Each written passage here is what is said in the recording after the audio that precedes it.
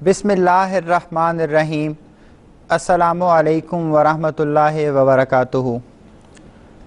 हज़रत अक़दस मसीह मऊद अलैहिस्सलातु वस्सलाम ने 1880 और 1884 के दौरान बराहीन अहमदिया तसनीफ़ फरमाई। अब उस किताब को लिखे तकरीबन 128 साल गुज़र चुके हैं।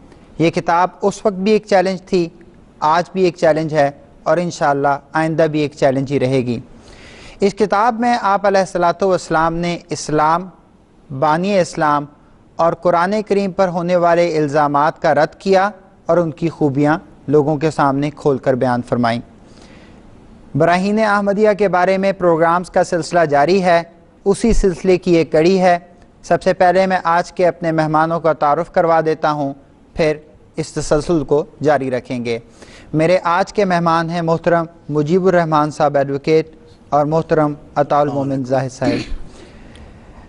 गुफ्तगू का सिलसिला जारी था। पहले प्रोग्राम्स में हमने जिल्द अव्वल, दूसरे हिस्सा अव्वल, हिस्सा दोवम और हिस्सा सेवम के बारे में गुफ्तगू की और वही हमारा सिलसिला भी जारी है। और तमहीदात के ज़िक्र में हम 5वीं तमहीद तक पहुँच चुके हैं। मुजीब साहब, 5वीं तमहीद में हज़रत मसीह मऊद अलैहिस्सलाम ने क्या बयान फरमाया? जज़ाकल्लाह। जैसा कि मैंने शुरू में अर्ज़ किया था कि तमहीदात जो हैं वो कुल्लिये हैं और ये ऐसे पैरामीटर्स हैं जो हुज़ूर ने कायम कर दिए हैं। हुज़ूर ने ये कुरान शरीफ और इस्लाम की हक़ानियत के लिए इसको इस्तेमाल किया है, लेकिन दूसरों को ये चैलेंज है कि इसी मेयार पर आप अपने मज़ाहिब में से भी निकाल के दिखाएं। बात हो रही है मोजज़ात की कि मोजज़ा जो है वो भी मज़हब की हक़ानियत के सिलसिले में उसकी भी एक बहुत बड़ी अहमियत होती है। हुज़ूर के अल्फाज में हुज़ूर ये उसूल बयान फरमा रहे हैं कि भाई जब हम मज़ाहिब की बात करेंगे तो ये बातें भी होंगी और ये बड़ी ज़रूरी बात है, ये बुनियादी बात याद रखने की है। फरमाते हैं जिस मोजज़े को अक़ल शनाख्त कर सके उसके मिन जानिब अल्लाह होने पर गवाही दे, वो उन मोजज़ात से हज़ार दर्जा अफसल होता है कि जो बतौर सिर्फ कथा या किस्सा के मद्दे मनक़ूलात में बयान किए जाते हैं। अब ये एक बात है कि देखो, जिन मोजज़ात को अक़ल शनाख्त नहीं कर सकती, जो महसूस व मशहूद नहीं हैं, जिनको हम देख नहीं रहे, हज़ारों सालों से सुन रहे हैं, ईसा अलैहिस्सलाम ने परिंदे बना के हवा में छोड़ दिए थे, मरीज़ों को शफा दे दी थी, मुर्दों को ज़िंदा कर दिया, तो सच्चे भी हूँ। बहुत सारे मौजज़ात ऐसे हैं जो हमारी एतक़ाद के मुताबिक ठीक हैं, मौजज़ात सच्चे हैं, लेकिन वो चूँकि मनक़ूली हैं, किताबों में लिखे हुए हैं, नस्लन बाद नस्ल हम सुन रहे हैं, हम उनको देख नहीं सकते। अगर हम उनको माने भी तो दिल उन पर तसल्ली नहीं पाता। क्यों? इसलिए कि उसमें हज़ार तरह की बातें होती हैं। पता नहीं किसी ने उसमें किसी नजूमी का उसमें कमाल हो, किसी जादूगरी का कमाल हो, मानते हैं ठीक है मौजज़ा है। अब मूसा अलैहिस्सलाम के जो मौजज़ात हैं वो जादूगरों के मौजज़ात और जो जादूगरों की जो शायरी थी और मूसा अलैहिस्सलाम के मौजज़ा मिलता जुलता था। लेकिन हुज़ूर ही फरमाते हैं कि देखो, जिस मौजज़े को अक़ल शनाख्त कर ले उस मौजज़े को, वो उस मौजज़े से हज़ार दर्जा बेहतर है जो सिर्फ मनक़ूली तौर पर हम तक पहुँचा हो। और इस बारे में हुज़ूर फरमाते हैं कि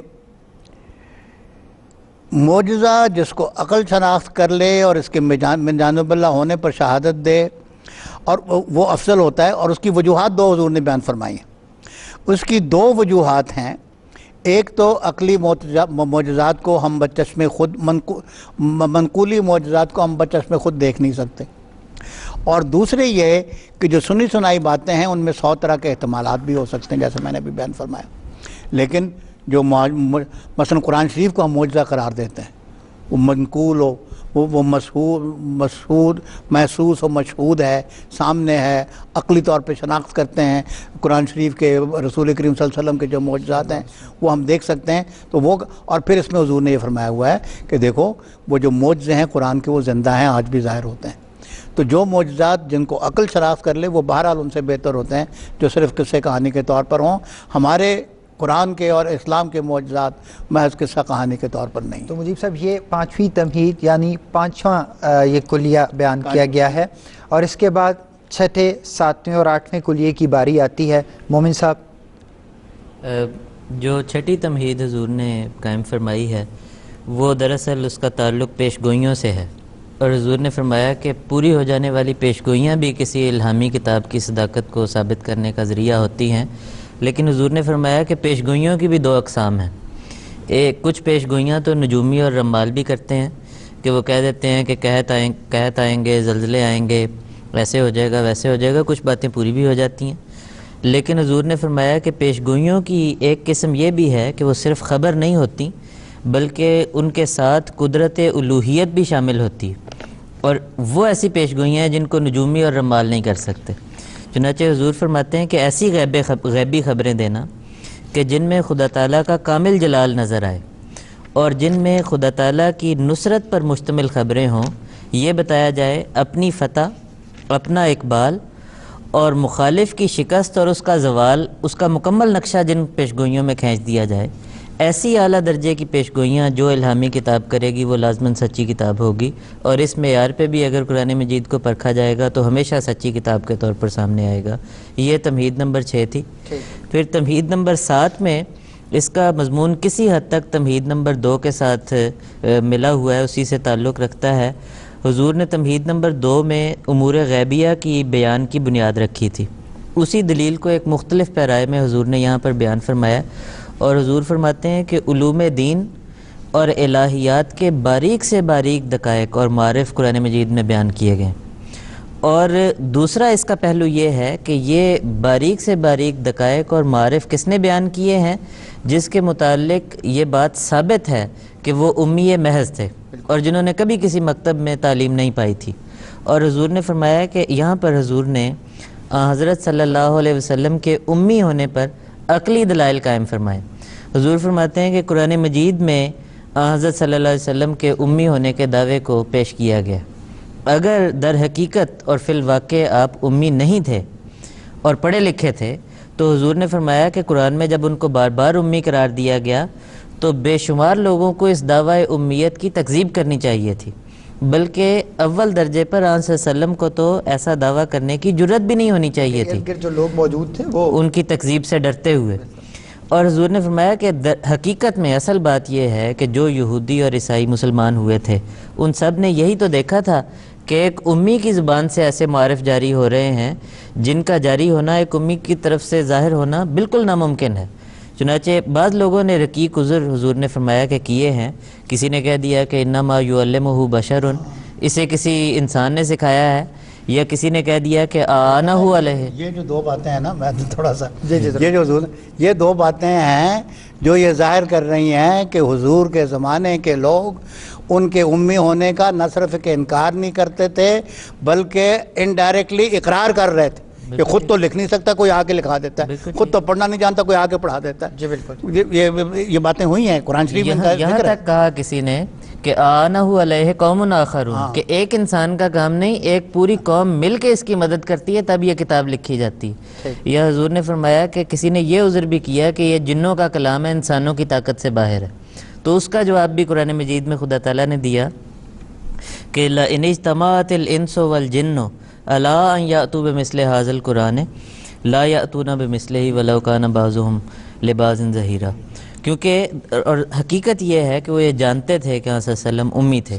چنانچہ اس بات کو حضور نے دلیل تمہید نمبر 7 کے طور پر بیان کیا، اور تمہید نمبر 8 مختصر ہے لیکن بہت عظیم الشان ہے۔ حضور فرماتے ہیں کہ جو خارق عادت امر کسی ولی سے ظاہر ہوگا وہ دراصل حقیقت میں اس کے مطبوع کا معجزہ ہوگا، کیونکہ جس کی وہ امت ہے۔ چنانچہ حضور فرماتے ہیں کہ یہ ایک بدیہی امر ہے کہ اگر کسی شخص کی ولایت در حقیقت کسی شخص کی مطابعت یا کسی کتاب کی پیروی سے وابستہ ہے تو اس کا معجزہ دراصل اس کے نبی مطبوع کا معجزہ ہوگا، یا اس کی جس کتاب کی وہ پیروی کر رہا ہے اس کتاب کا معجزہ ہوگا، کیونکہ اس کتاب کی پیروی کرنے، اس کی تعلیم پر چلنے اور اس نبی کی پیروی کرنے کے نتیجے میں اسے وہ مقام حاصل ہوا ہے جہاں پہ وہ خارق عادت امور اس سے ظاہر ہو رہے ہیں۔ چنانچہ اس جہت سے امت مسلمہ کے جتنے اولیاء اور اکابر ہیں ان سے جو بھی خارق عادت امور ظاہر ہوئے ہیں وہ تمام کے تمام حضرت صلی اللہ علیہ وسلم کا معجزہ قرار پائیں گے. بالکل ٹھیک. اور یہ بھی صلی اللہ علیہ وسلم کی صداقت کی دلیل ہے. بالکل ٹھیک. اس میں ضمن عرض کر دوں ضرور کہ یہ ان لوگوں کے اعتراضات کا بھی رد ہے جو کہ کہتے ہیں کہ حضرت مسیح موعود علیہ الصلوۃ والسلام نے فرمایا کہ مجھ سے نعوذ باللہ جو معجزات میرے لیے خدا تعالیٰ نے ظاہر کیے ہیں وہ حضرت صلی اللہ علیہ وسلم کے معجزات سے بھی زیادہ ہے. تو حضور تو اپنے معجزات بلکہ امت کے تمام اولیاء اور اکابر کے معجزات کو بھی در حقیقت رسول پاک صلی اللہ علیہ وسلم کا معجزہ قرار دیتے ہیں. مولوی صاحب اس بات کو واضح طور پہ حضرت مسیح موعود علیہ السلام نے بیان فرمایا ہے کہ جو میں بھی اگر اپنے کوئی وحی و الہام کا ذکر کر رہا ہوں تو دراصل حضرت صلی اللہ علیہ وسلم کی ہی اس میں بڑائی ہے. اس طرح ہم نے جو قواعد کلیہ جو تمہیدات حضرت مسیح موعود علیہ السلام نے بیان فرمائی ان کا یہاں ذکر کیا ہے. اب ہم ایک بات میں عرض کر دوں کہ ہم نے تازہ ذکر کیا ہے جی کہ جتنے یہ تمہیدات ہیں جتنے قواعد ہیں ابھی آخر میں جو اپنے 5 6 7 8 ہم نے 4 تمہید ان کا آپس میں کتنا ربط ہے تسلسل ہے.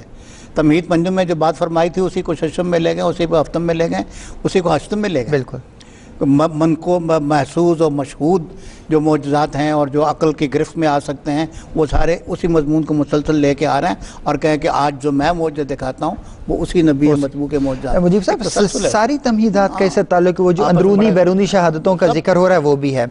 اچھا ناظرین, یہ تمہیدات کے ذکر کے بعد ہم دوبارہ تیسری جلد کی طرف آئیں گے اور تیسرے حصے میں جو حضرت مسیح موعود علیہ السلام نے حاشیہ نمبر 11 لکھنا شروع کیا ہے.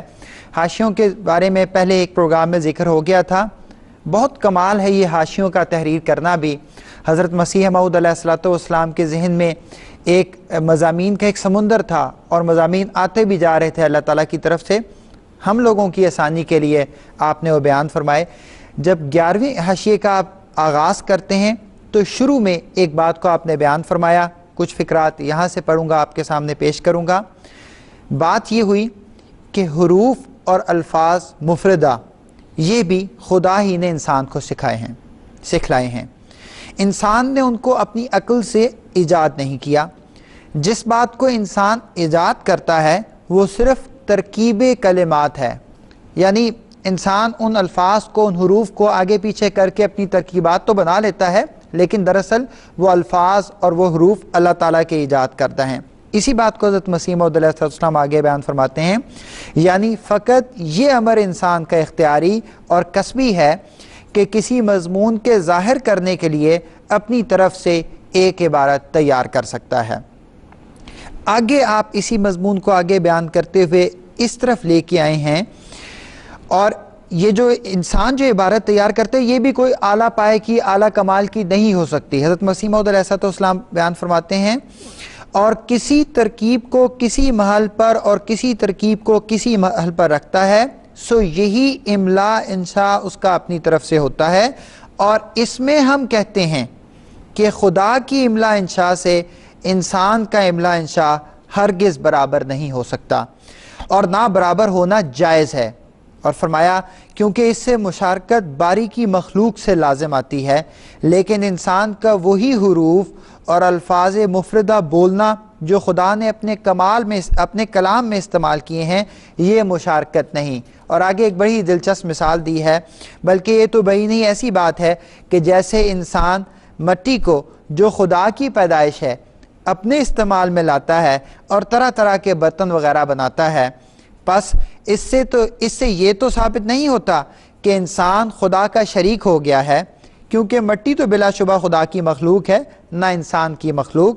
شراکت تو تب ثابت ہو کہ جب کوئی انسان خدا کی طرح اس مٹی سے حیوانات اور نباتات اور طرح طرح کے جواہرات بنا کر دکھلا دے.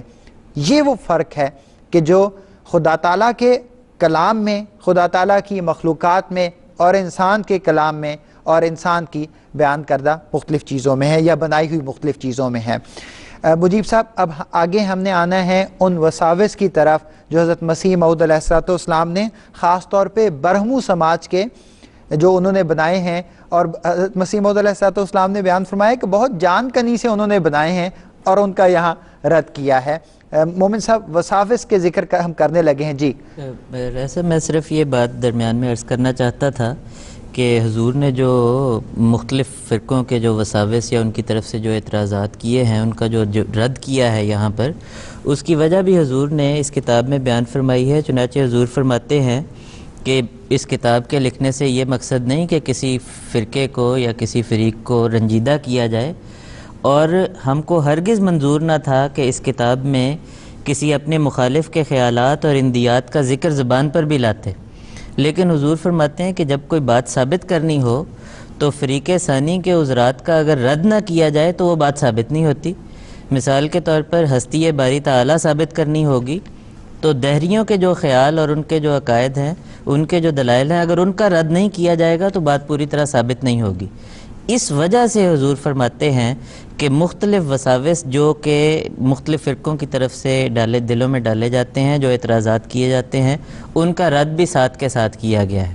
تو مختصر سی بات ان وساوس اور ان اعتراضات کے جواب دینے کی جو وجہ حضور نے خود بیان کی ہے، یہ میں عرض کرنا چاہتا ہوں۔ جی بالکل ٹھیک۔ مجیب صاحب، پہلا وسوسہ جو برہمو سماج کی طرف سے اور حضرت مسیح موعود علیہ السلام اس کا رد بیان فرماتے ہیں۔ اس کا میں تھوڑا سا اس سے پہلے عرض کر دوں، آپ نے جو ابھی عبارت پڑھی ہے، وجد آ جاتا ہے وہ عبارت پڑھ کے، یہ عبارت شروع ہوئی ہے، حاشیہ شروع ہوا ہے، حاشیہ نمبر 11، جو میں نے آج ایک پروگرام میں شاید کسی میں تمہید صوم کا میں نے ذکر کیا تھا۔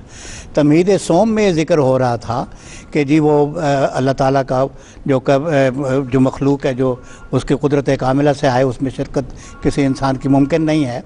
تو اس میں فرمایا کہ بعض لوگ یہ کہتے ہیں کہ بھائی کیسے کہتے ہو نہیں خدا کے کلام میں اور انسان کے کلام میں کوئی چیز مشترک نہیں ہے؟ جو الفاظ مفردہ ہم استعمال کرتے ہیں وہی الفاظ قرآن شریف میں استعمال ہوئے ہیں، تو اگر وہی الفاظ ہم استعمال کر سکتے ہیں تو پھر انہی الفاظ کو ہم بہتر طور پہ کیوں نہیں استعمال کر سکتے؟ امکان اس کا موجود ہے۔ حضور فرماتے ہیں وہ شروع ہی وہیں سے کیا ہے کہ الفاظ مفردہ کا ہونا بالکل اور بات ہے، اور اس کی ترکیب میں جو کمال کلام آتا ہے، اس کلام کے اندر جو گہرائیاں آ جاتی ہیں، اس املا کے برابر املا آپ نہیں بنا سکتے۔ پھر حضور نے فرمایا کہ جو تم کہتے ہو جی الفاظ، بولی بھی تو انسان کی بنائی ہوئی نہیں ہے، بولی انسان نے بیٹھ کے مشورہ کر کے کسی میٹنگ میں زبان تو ایجاد نہیں کی۔ تو اس سلسلے میں حضور نے ضمناً اس کا ذکر کیا ہے جو آپ نے پڑھ کے سنا دیا کہ مٹی سے برتن، اقبال کی بڑی لمبی نظم ہے، تو شب آفریدی چراغ آفریدم، تو نے تاریکی پیدا کی، میں نے چراغ بنا لیا، تو نے مٹی بنائی، میں نے برتن بنا لیے، میں نے اس میں ایاغ اور ساغر اور کیا کیا بنا لیے۔ حضور فرماتے ہیں وہ برتن تو بنا لیا، اس مٹی میں سے کوئی ایک پودا بھی تو نکال کے دکھاؤ، اس پودے میں وہ خوشبو اور وہ ذائقہ بھی تو ڈال کے دکھاؤ، اسی مٹی میں سے کوئی گلاب کے پھول کی خوشبو اور ہے، موتی کی اور ہے، وہ مالٹے کا ذائقہ اور ہے، آم کا ذائقہ اور ہے، اسی مٹی میں سے جو باتیں خدا کر کے دکھاتا ہے میاں وہ کرو تو پھر شرکت جو خدا تعالیٰ کی کن فیکون والا جو ایک پاور ہے۔ تو اب میں آپ سے عرض کروں کہ وہ جو حضور نے تو دو طرح کے وصافظ ہیں، ایک کا آپ نے ذکر کیا جو حضور نے ضمناً بیان فرما دی، ایک یہ بیان فرمایا آخر میں جا کے بھی ضمناً 10ویں جو وسوسہ ہے اس کے بعد بھی ضمناً ایک دو وساوس کا ذکر کیا، لیکن برہمو سماج کے جو عذرات تھے ان کا ذکر حضور نے جیسے آپ نے فرمایا، اس جگہ برہمو سماج والوں نے بڑی جان کنی سے چند وساوس بنا رکھے ہیں تاکہ خدا کی کتاب کے قبول کرنے سے عذر کرنے کی کوئی وجہ پیدا کی جائے۔ تو کہتے ہیں وہ تو انہوں نے بنا رکھے، خدا کی کتاب ماننی پڑتی ہے تو اس کے لیے کوئی نہ کوئی، اب وہ وسوسہ کیا ہے؟ وہ وسوسہ حضور کے الفاظ میں یہ ہے، یہ بحث کہ کوئی کتاب الہامی انسانی طاقتوں سے باہر ہے، اصل بحث الہام کی ایک فرع ہے کہ یہ بات کہ بھئی قرآن بے نظیر ہے، ایک الہامی کتاب ہے، کوئی اس کی کوئی نظیر نہیں بنا، یہ تو بات کی بات ہے۔ اصل بات یہ ہے کہ الہام کا وجود ہے کہ نہیں ہے۔ اصل بحث الہام کی ایک فرع ہے، اور الہام کی نسبت یہ ثابت ہے کہ وہ عند العقل ضروری نہیں۔ تو ابراہیم کہتے ہیں کہ عقل کے نزدیک تو الہام کی ہمیں کوئی ضرورت نہیں ہے، اور جب الہام کی ضرورت نہیں تو پھر یہ بحث کرنا ہی بے فائدہ ہے کہ کسی کتاب کے نظیر بنانے سے قواعد بشریہ عاجز ہیں یا نہیں۔ کہتے ہیں ہوتی رہے ایسی کتاب انسان کے بنا سکتا ہے نہیں بنا سکتا، ہمیں الہام کی ضرورت ہی نہیں ہے، ہماری عقل کہتی ہے الہام کی۔ اس وسوسے کا حضور نے جواب دیا ہے، اور حضور فرماتے ہیں وسوسہ اول جو ہے اس میں آگے حضور نے، میں عرض کرتا ہوں کہ حضور نے جو، اور حضور فرما رہے ہیں کہ قیاسات عقلیہ جو کچھ خدا اور امور آخرت کے بارے میں سوچا جاتا اور فکر کیا جاتا ہے کہ بذریعہ قیاسات عقلیہ اس سے نہ یقین کامل ہوتا ہے نہ معرفت کامل ہوتی ہے۔ وساوس اور قیاس پرستوں کے جی میں کھٹکتے رہتے ہیں، ان کا تدارک بذات الہام کے نہیں ہو سکتا۔ یعنی قیاسات جو ہیں وہ اب حضور فرما رہے ہیں کہ دیکھو عقل تمہیں کہاں تک لے جاتی ہے۔ عقل تمہیں اگر دیکھتے ہو تو عقل یہاں تک لے جاتی ہے کہ ہاں ایک خالق ہونا چاہیے، لیکن آگے یقین نہیں دلاتے کہ خالق موجود ہے۔ تو عقل جہاں تک لے جا سکتی ہے اس سے آگے الہام کی ضرورت ہے۔ پھر آگے حضور نے اس کے اوپر بڑا لطیف مضمون بیان فرمایا، وہ اگر میں پڑھوں ایک منٹ میں ایک وہ بڑی عجیب عبارت ہے، میں وہ تھوڑی سی پڑھ کے سنانا چاہتا ہوں دوستوں کو کہ حضور نے کیسے کیسے مضمون اس میں اٹھائے۔ حضور فرماتے ہیں ایسا ہی الہام خداوند کریم نے جیسا ہر ایک چیز کا باہم جوڑ باندھ رکھا ہے، ایسا ہی الہام اور عقل کا باہم جوڑ مقرر کیا ہے۔ اس حکیم مطلق کا عام طور پر یہی قانون قدرت پایا جاتا ہے۔ دیکھیں پھر قانون قدرت سے بحث استدلال اٹھا رہے ہیں کہ جب تک ایک چیز اپنے جوڑ سے الگ رہے تب تک اس کے جوہر چھپے رہتے ہیں، بلکہ اکثر اوقات نفع کی جگہ ضرر ہوتا ہے۔ ایسا ہی عقل کا حال ہے کہ علم دین میں اس کے نیک آثار تب مرتب ہوتے ہیں جب وہ جوڑ یعنی الہام کے ساتھ شامل ہو جائے۔ اور ایسے دیکھو حضور نے اخیر میں کیا فرمایا کہ فرماتے ہیں دھوکہ مت کھانا کہ عقل ایک عمدہ چیز ہے، ہم ہر ایک تحقیق عقل ہی کے ذریعے سے کر سکتے ہیں، بلا شبہ عقل عمدہ چیز ہے، لیکن اس کا جوہر تب ہی ظاہر ہوتا ہے جب وہ اپنے جوڑ کے ساتھ شامل ہو، ورنہ دھوکہ دینے میں دشمنوں سے بدتر ہے، دو رنگی دکھلانے میں منافقوں سے بڑھ کر ہے۔ سو تمہاری بدنصیبی جو تم اس جوڑ کے نام سے بھی چڑھتے ہو۔ دوستو خوب سوچو، بن جوڑ کسی بات کی بھی گت نہیں، خدا نے جوڑ بھی ایک عجیب چیز بنا دی ہے، جہاں دیکھو جوڑ ہی کام نکلتا ہے۔ ہم تم سب آنکھوں سے ہی دیکھتے ہیں پر آفتاب کی ضرورت ہے، کانوں سے ہی سنتے ہیں پر ہوا کی بھی حاجت ہے۔ آفتاب چھپا تو بس اندھے بیٹھے رہو، کانوں کو ہوا سے ڈھانک لو تو بس سننے سے چھٹی ہوئی۔ جس عورت کے پاس جس خامن سے کوئی بات نہ ہو پائے بھلا اس کا کس بد حمل ٹھہرے، جس زراعت کو پانی چھو بھی نہیں گیا اس کو پھل کیوں کر لگے۔ یہ باتیں ایسی نہیں کہ تمہاری سمجھ سے دور ہوں۔ جی مجیب صاحب بالکل، اور دل چاہتا ہے پڑھتا ہی چلے جائے انسان، اور وہ بالکل، اور ہمارا مقصد بھی یہ ہے کہ ہم کچھ نمونے پیش کر دیں لوگوں کے سامنے، اور پھر اصل مزہ تو اصل کتاب کے پڑھنے میں ہی ہے۔ اسی مضمون کو دوسرے اور تیسرے وسوسے میں ان کے وسوسے کو پیش کر کے آگے بڑھایا ہے۔ دوسرے وسوسے میں یہ بات پیش کی گئی ہے کہ چلیں اگر یہ مان بھی لیں کہ ضرورت ہے الہام کی، لیکن اس سے یہ تو نہیں ثابت ہوتا کہ الہام ہوا بھی ہے۔ اس کا ذکر کرتے ہوئے اس وسوسے میں آگے یہ بات بیان کی گئی ہے کہ بہت سی اور بھی چیزیں ہیں جو انسان چاہتا ہے لیکن وہ ہوتی نہیں ہیں۔ انسان یہ چاہتا ہے کہ اس کے اوپر موت نہ آئے لیکن آ جاتی ہے۔ انسان چاہتا ہے کہ وہ ہمیشہ تندرست رہے لیکن اس کو بیماری بھی آ جاتی ہے۔ اس کا ذکر کرتے ہوئے مسیح موعود علیہ السلام فرماتے ہیں موجود کو غیر موجود سمجھنا اور اس کی ضرورت کو ایک فرضی ضرورت قرار دینا ان لوگوں کا کام ہے جن کی قوت بینائی جاتی رہی ہے۔ ہاں اگر کچھ بس چل سکتا ہے تو قرآن شریف کی دلائل بے نظیری اور کمالیت کو جن کو ہم نے بھی اس کتاب میں لکھا ہے توڑ کر دکھلائیے۔ اور پھر تیسرے وسوسے میں تیسرا وسوسہ یہ ہے اگر صرف عقل کے ذریعے سے معرفت تام و یقین تام میسر نہ ہو تب بھی کسی قدر معرفت تو حاصل ہوتی ہے، وہی نجات کے لیے کافی ہے۔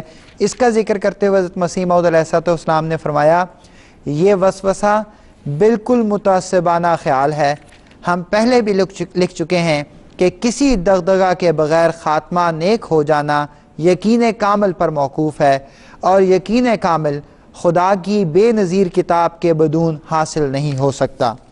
مومن صاحب اس جو تیسرا وسوسہ ہے اس کے آخر میں حضرت مسیح موعود علیہ السلام لکھتے ہیں کیا اس سے زیادہ تر کوئی اور کفر ہوگا کہ یہ کہا جاوے کہ وہ پورا رب العالمین نہیں بلکہ آدھا یا تیسرا حصہ ہے، اللہ تعالیٰ کی قوا کو، اللہ تعالیٰ کی قدرت کو کم کیا جائے۔ اس کے بعد ہم چہارم وسوسے کی طرف آتے ہیں، وسوسہ چہارم کی طرف۔ جی رئیس صاحب، یہ چوتھا وسوسہ جو ہے جس کا حضور نے یہاں پر جواب دیا ہے وہ یہ ہے کہ برہمو سماج والے کہتے ہیں کہ اگر چلے مان بھی لیا جائے کہ الہام اپنی ذات میں ایک جائز الوقوع امر ہے، لیکن اس سے پھر وہ کہتے ہیں کہ اس لحاظ سے تو پھر ہر ایک شخص کو ملہم ہونا چاہیے، اور یہ نہیں کہ ایک کو ہو اور باقی سب محروم رہیں، تو سب کو ہو الہام تاکہ سب کے سب خدا کی وجود کی معرفت حاصل کر لیں۔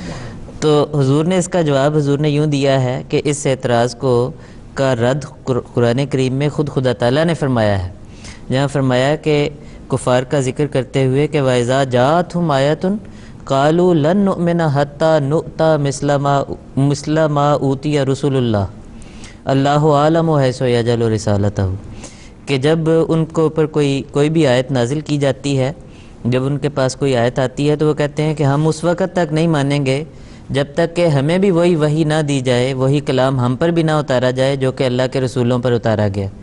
تو اس کا جواب خدا نے یہ دیا ہے کہ اللہ عالم حیث یجعل رسالتہ، کہ اللہ سب سے زیادہ جانتا ہے کہ رسالت کس کو عطا کرنی، اور حضور فرماتے ہیں گویا جواب یہ دیا گیا ہے کہ صاحب الہام ہونے میں اس کی اپنی استعداد اور قابلیت بھی تو شرط ہے، اور حضور فرماتے ہیں کہ اسی بات پر غور کر لو کہ خدا تعالیٰ نے تمام انسانوں کو مختلف قسم کے قوا دے کر پیدا کیا، اور انسان پیدائشی طور پر مختلف الاستعداد ہوتے ہیں، ہر کوئی اپنی کوئی سمجھدار ہوتا ہے، ذہین ہوتا ہے، اور کوئی اس کے بالمقابل غبی اور بلید ہوتا ہے۔ حضور فرماتے ہیں کوئی کمزور ہوتا ہے، کوئی طاقتور ہوتا ہے، اور یہ جو انسانوں کا مختلف استعدادیں لے کر پیدا ہونا ہے، یہ اس بات کو ثابت کرتا ہے کہ الہام الہی پانے والے بھی وہ لوگ ہوں گے جو اس الہام کو ریسیو کرنے کی، پانے کی استعداد اور قابلیت رکھتے ہیں۔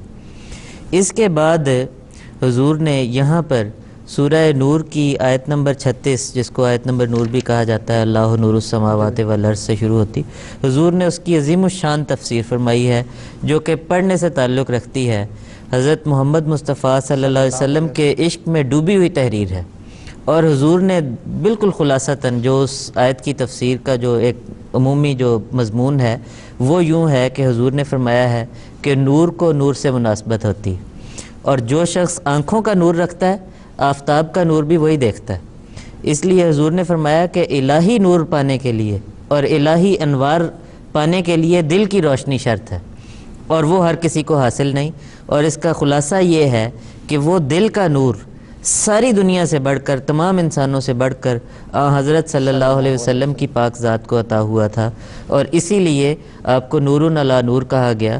وہ تفسیر جو ہے اس کے لیے پھر جیسا کہ بار بار ہم اظہار کرتے ہیں کہ خود پڑھنے سے تعلق رکھتی ہے، اس کو اس طرح سے پروگرام میں تفصیل سے بیان نہیں کیا جا سکتا، وہ اپنی ذات میں ایک معجزہ ہے۔